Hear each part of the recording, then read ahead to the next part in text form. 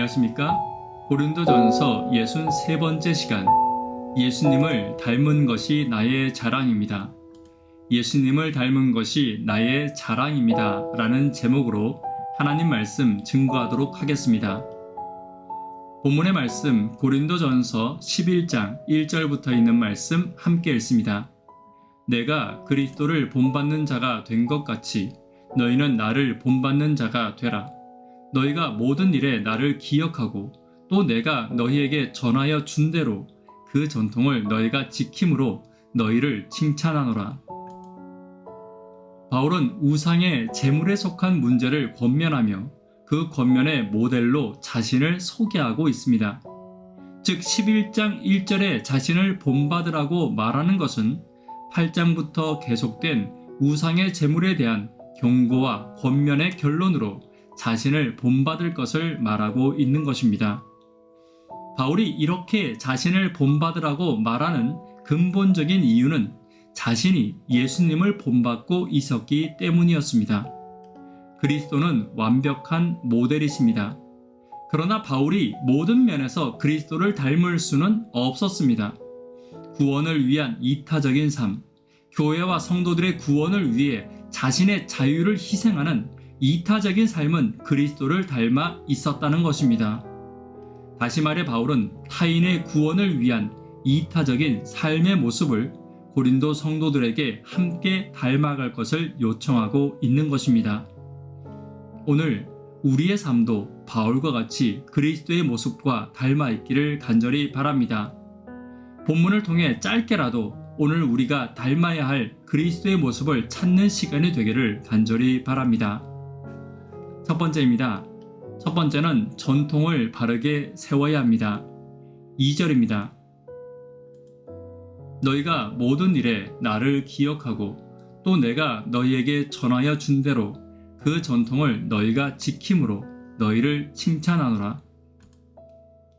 교회 안에는 교리는 아니지만 각각의 전통들이 있습니다. 고린도 교회에서는 여자가 공중 예배 때 수건을 써야 한다는 전통이 있었고 2절에 보면 이 전통은 바울이 전달한 전통이라는 것을 알 수 있습니다. 그러나 본문이 말하는 전통은 초대교회에서 전해진 복음과는 전혀 다른 것으로 교리라기보다는 관습에 가까운 것이었습니다. 시대나 상황에 따라 그리고 예배를 드리는 사람에 따라 바뀔 수 있는 것이고 바뀌어야 하는 것들입니다. 예수님 역시 교회의 전통을 시대에 맞게 바꾸어 주셨습니다. 안식일과 십계명 중에서도 유대인들에게 잘못 적용된 전통을 바꾸기도 하셨습니다. 바른 전통과 사람의 유익과 하나님의 영광을 위해 바꾸어 주신 것입니다. 지금 교회가 가진 절대적인 진리와 교리 외에 예배의 모습이나 안식일을 지키는 모습, 전도의 방법이나 찬양, 기도, 각종 예식 등 우리가 가진 전통들이 많이 있습니다. 우리가 가진 것이 전통인지 진리인지를 명확히 구분하여 각 시대와 상황, 대상에 맞게 전통을 세우고 살피는 지혜가 교회와 성도들에게 필요한 것입니다.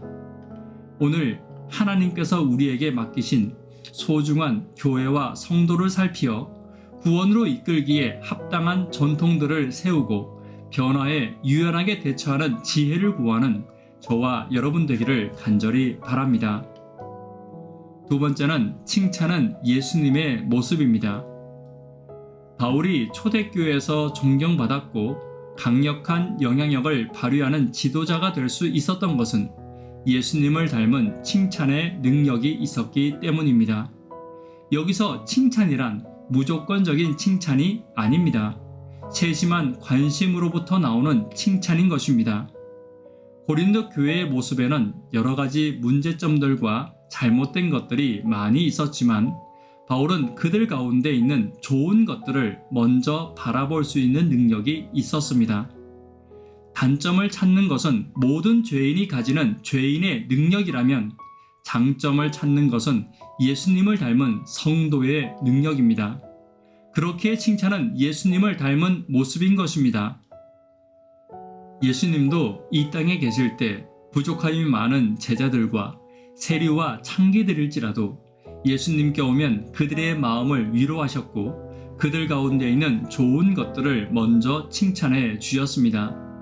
어린아이라 하더라도 자칫 야단맞기 쉬운 행동을 할 때도 있었지만 예수님께서는 오히려 그들을 칭찬하셔서 천국에 가장 합당한 자들이라는 아름다운 말씀을 남겨주셨습니다. 칭찬은 상대방의 장점을 찾는 가장 예수님을 닮은 사랑의 모습입니다.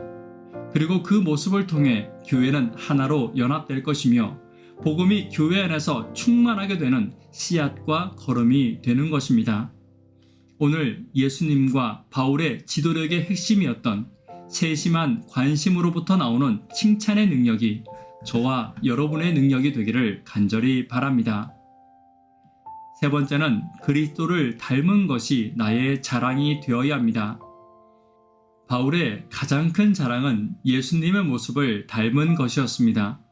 왜냐하면 이것이 그리스도인들의 가장 큰 목표이기 때문입니다.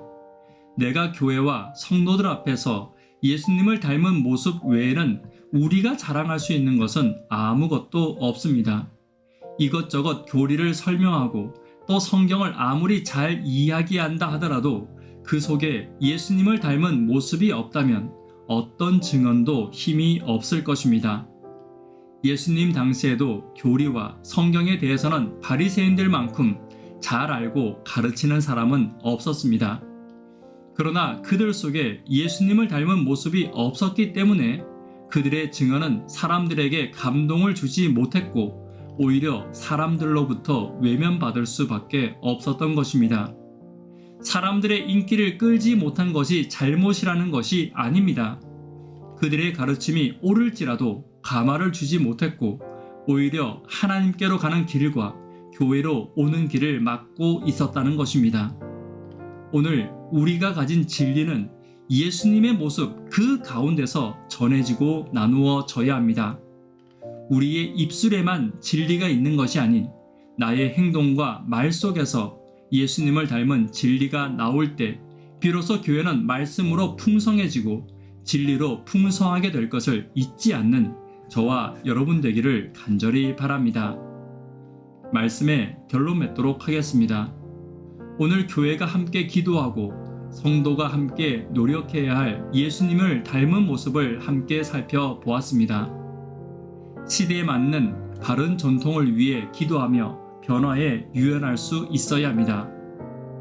칭찬의 감화력을 잊지 않아야 합니다.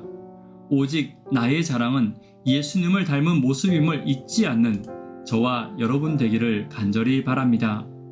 기도 제목 함께 나누도록 하겠습니다. 구도자분들을 위해서 기도 부탁드립니다.